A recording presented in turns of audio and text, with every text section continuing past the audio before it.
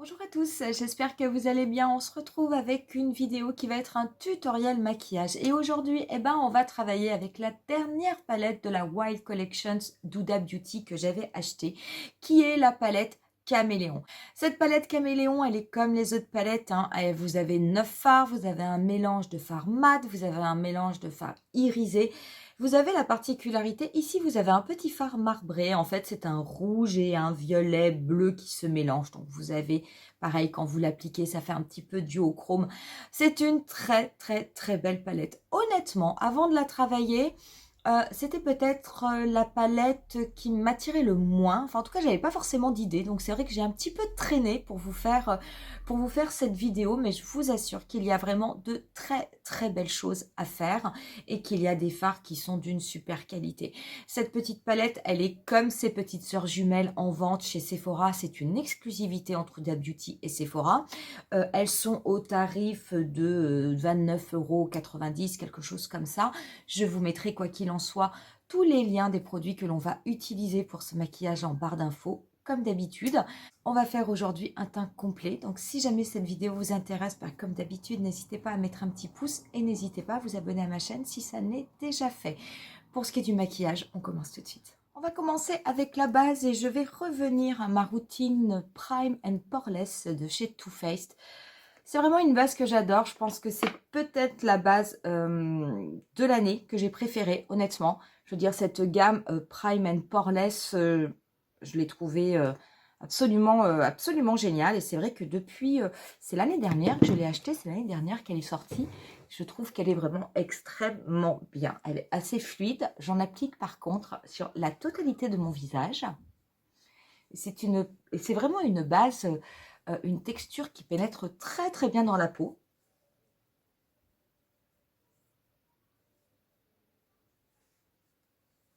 Je vais ensuite passer au fond de teint. Je vais rester avec mon fond de teint The Ordinary. Cette fois-ci, je ne vais pas prendre le sérum. Je vais prendre le fond de teint haute couvrance que j'ai recommandé, hein, comme l'autre en teinte 2N. Et je vais venir l'appliquer avec mon pinceau 06 de chez Sephora. Donc celui-ci, on est censé être sur une haute couvrance. J'ai envie de vous dire que le sérum teint que j'aime énormément, moi je trouve que c'est également une haute couvrance.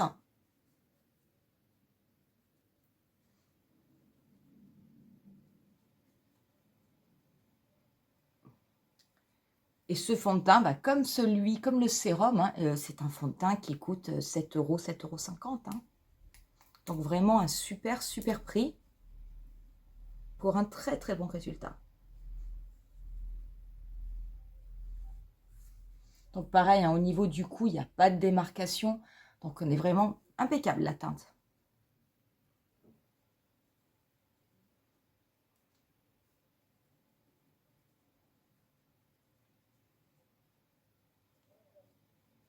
Je vais venir ensuite appliquer donc l'anti-cerne, donc toujours mon 2N. Alors, je fais attention avec l'applicateur, pas en mettre trop. Et après, je vais me servir de mon fameux pinceau 146 de chez Zoeva pour venir l'estomper au niveau de mon cerne et de tout mon dessous d'œil.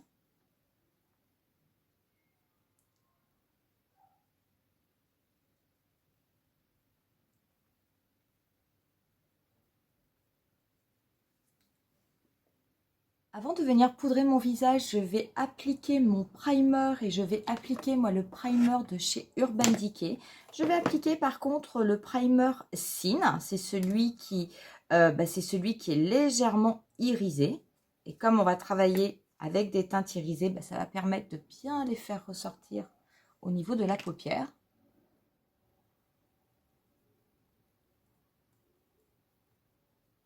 Je vais ensuite, pour la poudre, appliquer la Born This Way de Too Faced, qui est la poudre translucide. Je vais l'appliquer avec mon gros pinceau fluffy de chez Real Techniques. Donc, je vais bien la tapoter sur le visage et ensuite la lisser, comme d'habitude, de l'intérieur vers l'extérieur.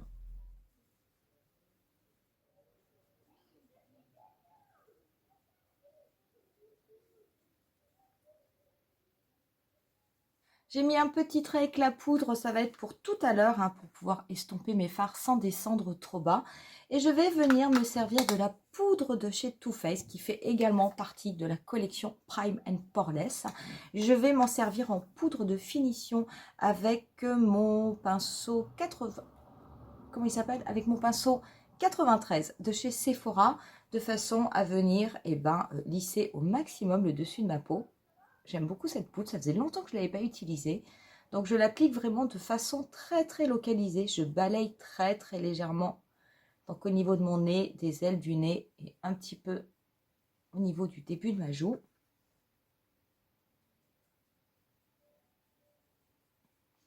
Ça va vraiment venir flouter, lisser au maximum la peau.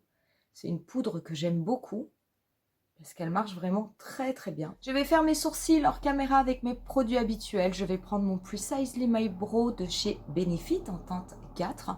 Et je vais prendre également mon Clear Brow Gel de chez Anastasia Beverly Hills pour pouvoir les plaquer. Et je reviens de suite après pour qu'on puisse commencer le travail des yeux. J'ai fait mes sourcils et on va donc pouvoir commencer le travail des yeux avec cette fameuse palette Caméléon d'Huda Beauty. Donc je vais prélever tout d'abord ce fard-ci au niveau de la palette, hein, qui est un fard qui est quand même plutôt pêche, un fard mat. Et je vais travailler avec un pinceau 231 de chez Zoeva. Et je vais venir estomper cette couleur donc au-dessus de mon pli paupière naturel. Parce que j'ai une paupière tombante, hein. Si vous n'avez pas de paupière tombante, bien entendu, vous pouvez l'appliquer au niveau de votre pli paupière. Et je vais comme ça la dégrader sur la totalité de mon œil, du coin externe au niveau du coin interne. Donc ça va me servir de teinte intermédiaire, on va dire.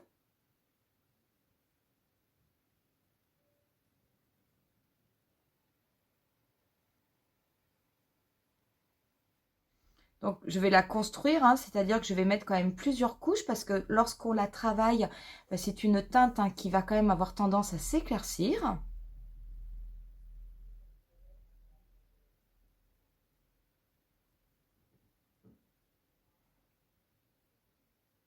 Donc, je fais bien des mouvements de va-et-vient et des petits mouvements circulaires de façon à bien la dégrader et qu'il n'y ait pas de barre au niveau de mon œil.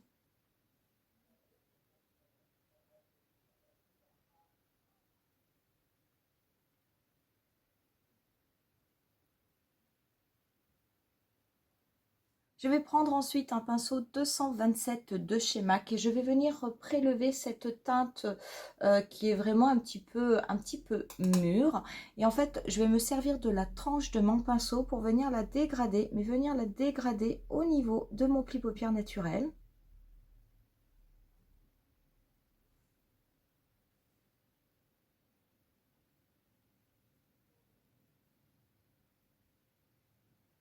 Donc, je la dégrade sur la totalité de mon pli paupière.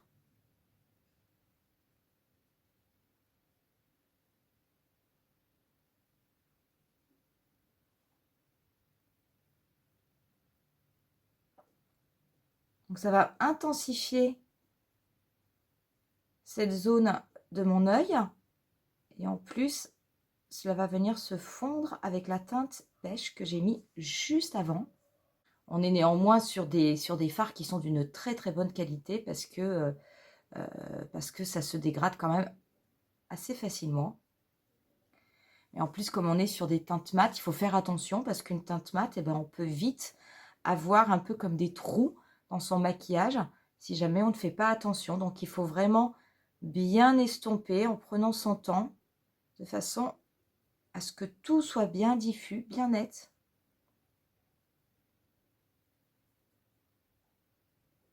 Je reprends ensuite mon pinceau 231 du début avec la teinte pêche. Je ne vais pas reprélever de matière, mais par contre, je vais juste rapidement passer là où la teinte framboise se mélange pour être sûr que toutes les couleurs soient bien diffuses sans qu'il y ait de démarcation. Je vais reprendre ensuite mon pinceau 231 et je vais continuer avec cette teinte Berry que je vais maintenant venir appliquer au niveau du dernier tiers de ma paupière mobile. Donc je vais l'appliquer en oblique. Donc je vais la déposer en la tapotant. J'en dépose assez peu au début. et je vais ensuite dégrader la couleur sur place de façon pareille à ce qu'il n'y ait pas de trou.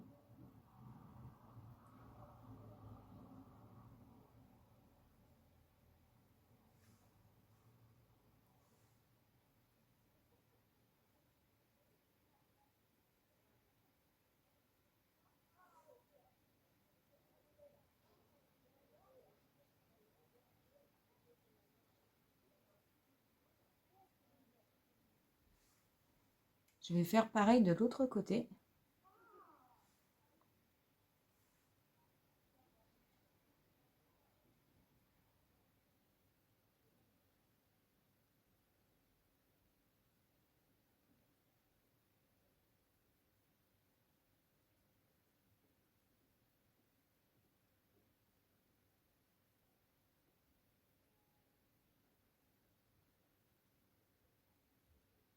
Donc le fait de tapoter en plus au moment où je dépose la couleur, très honnêtement, je n'ai pas de chute. Bon, on est sur des teintes mat. De toute façon, ces mini palettes, je n'ai pas rencontré de chute avec les fards mat.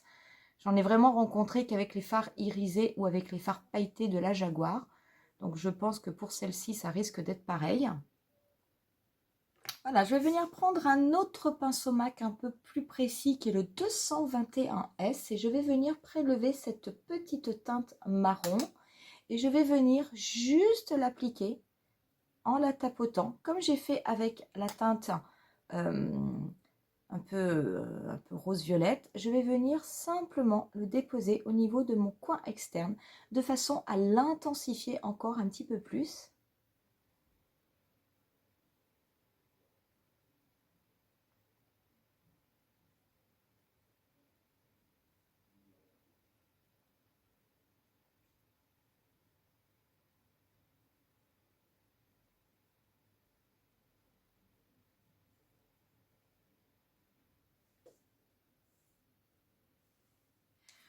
Une fois qu'on a fait ça, on va venir s'occuper des teintes pailletées. Donc je vais commencer, je vais l'appliquer au doigt. Je vais commencer par cette teinte-là, qui est une teinte cuivre, hein, qui est vraiment, qui est très très belle. Je vais l'appliquer donc au niveau de ma paupière mobile. Donc je vais partir de mon coin interne. Si ça n'est pas très précis au niveau du coin interne, ça n'est pas grave parce que je viendrai le retravailler après avec un pinceau. Et je vais la dégrader sur ma paupière mobile jusqu'à l'endroit où elle va se connecter avec la teinte mat, mais je ne vais pas la dégrader avec la teinte mat, je vais venir prendre autre chose, une autre couleur. Donc je vais simplement la déposer comme ça de façon à vraiment avoir un maximum d'intensité parce que ces teintes pailletées dans ces palettes vraiment sont absolument incroyables.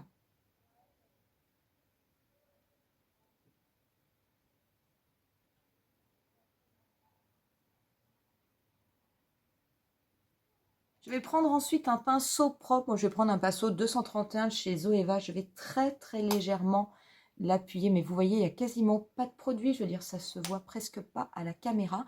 Et je vais m'en servir tout simplement pour bien dégrader cette teinte au niveau de mon pli paupière pour être beaucoup plus précise. Puisqu'avec mon doigt, je ne suis pas autant précise. Et puis en plus, comme j'ai une paupière tombante, bah, j'ai une petite paupière... donc, c'est pas toujours pratique. Donc, je vais me servir du pinceau simplement pour bien placer la couleur. Donc, je vais bien la dégrader au niveau de mon pli paupière. Je vais également bien en mettre au niveau du coin interne que j'avais laissé un petit peu libre parce que c'était difficile d'accès avec mon doigt. Voilà, simplement pour que la couleur soit beaucoup mieux incorporée au niveau du maquillage, que ça fasse plus joli. Et je vais faire pareil au niveau de l'autre œil.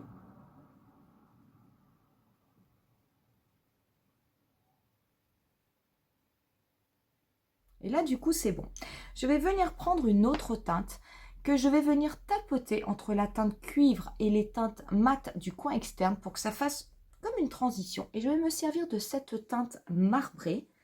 Donc voilà ce que cela donne. Et je vais venir la tapoter au niveau de la jonction entre le fard cuivre et les fards mat. Ce qui fait que ça va faire en fait une teinte de transition.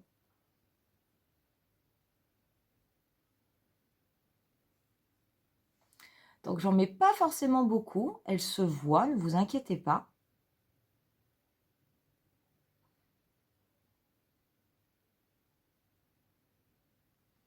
Et voilà, je la dépose vraiment pour pouvoir dégrader ces deux couleurs entre elles.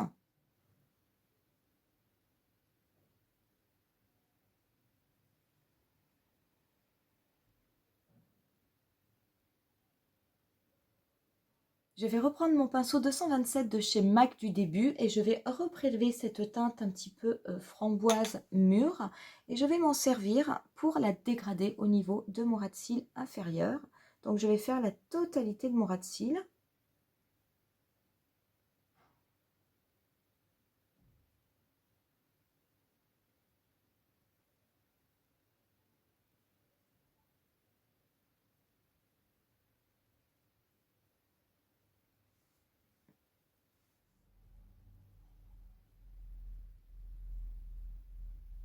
Je vais prendre ensuite mon pinceau 231 et je vais reprendre cette petite teinte pêche. Je vais venir dégrader mon ras de cils avec pour que ça fasse vraiment un rappel de couleur par rapport à ceux que j'ai mis au-dessus. Et je vais venir reprendre mon petit pinceau MAC et je vais prélever cette teinte marron que je vais venir déposer, mais vraiment juste au niveau du coin externe de mon ras de cils inférieur.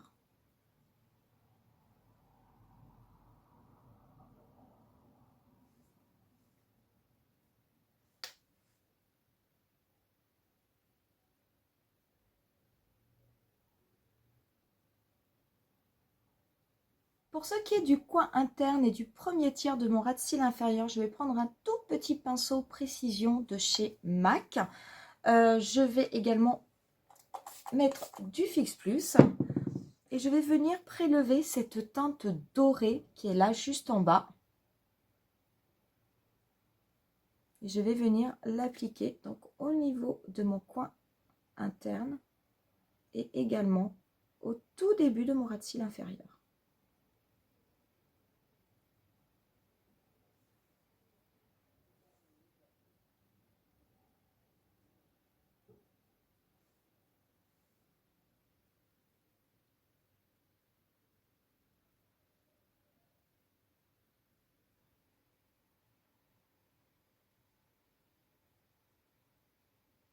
Je vais prendre un crayon noir, moi ça va être le Ultra Black de chez Bourjois, que je vais passer au niveau de mes muqueuses inférieures et supérieures.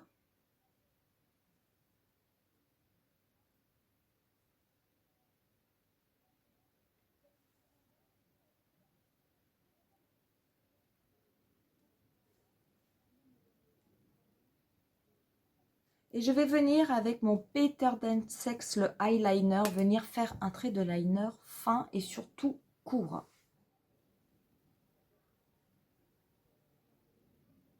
On va pouvoir à présent appliquer le mascara et j'avais envie de retravailler avec le The Real Magnette de chez Benefit que j'ai pas utilisé depuis un petit moment. Pourtant c'est un mascara que j'aime beaucoup, hein. C'est ce mascara avec cette formule aimantée qui permet d'allonger les cils en fait en étirant le produit au maximum.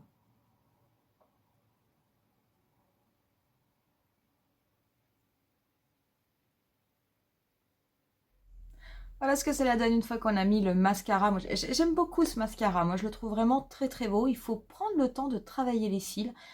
Mais très honnêtement, je veux dire, il y a vraiment un effet qui est absolument sublime.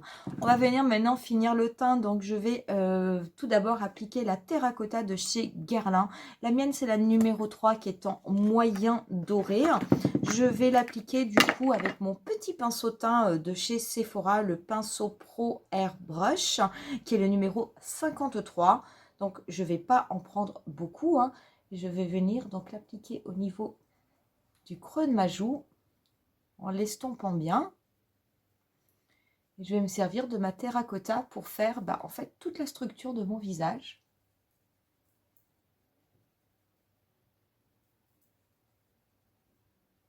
Sans en mettre énormément, hein.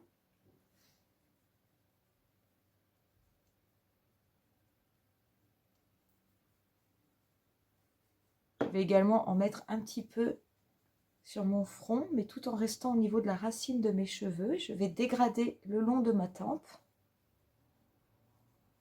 Je vais en mettre également J'ai quand même gardé ce pinceau, mais c'est pas le plus pratique. Je vais en mettre un petit peu au niveau des arêtes de mon nez.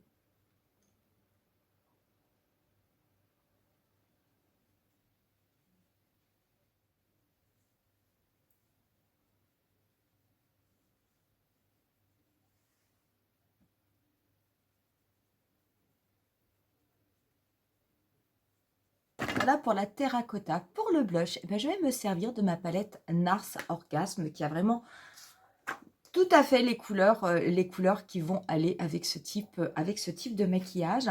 Donc je vais prendre mon pinceau blush de chez Real Techniques et je pense que je vais mixer ces deux teintes-là. Donc cette petite teinte abricot, je l'adore. Ça c'est la teinte Orgasme. Je pense que je vais les mixer. Peut-être que je viendrai mettre sur le haut de ma joue la teinte la plus foncée. Je ne sais pas, on va voir. Mais en attendant, je vais prendre ces deux-là. Je vais les appliquer. Donc en remontant bien vers ma tempe, en dégradant bien parce que ce sont des teintes qui ne sont pas mates.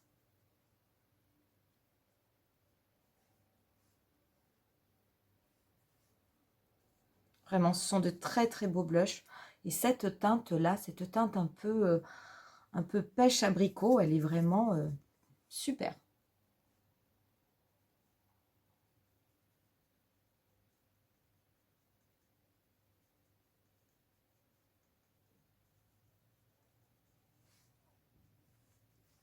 Je mets un petit peu au niveau du bout du nez.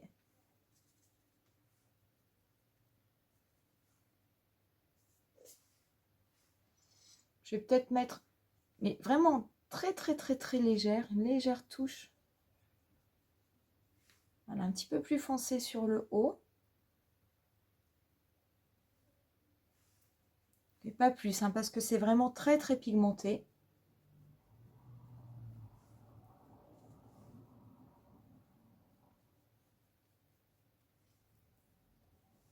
Je vais juste au doigt prendre un petit peu de cette teinte-ci qui est la plus claire. Je vais simplement m'appliquer un tout petit peu en l'estompant au niveau du nez. Et un peu au niveau de l'arc de Cupidon. On va venir après passer un rouge. Par contre, je ne vais pas en mettre au-dessus de mes joues parce que comme j'ai appliqué des blushs qui étaient irisés, bah enfin pour moi c'est assez. J'ai pas envie de mettre beaucoup plus. Pour ce qui est des lèvres, je vais appliquer un rouge à lèvres de chez Huda Beauty que j'ai acheté récemment, qui fait partie des Sweet News. C'est le Power Bullet Cream Glow. Le mien, c'est en teinte Sweet Cheeks, qui fait partie des médiums.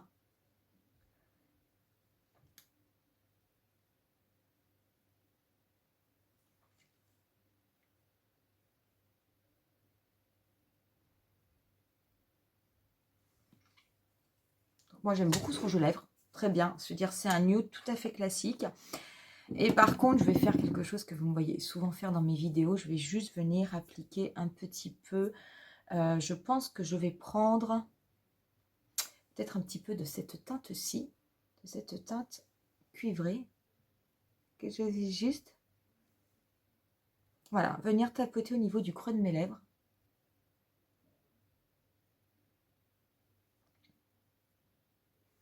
Histoire de faire un rappel.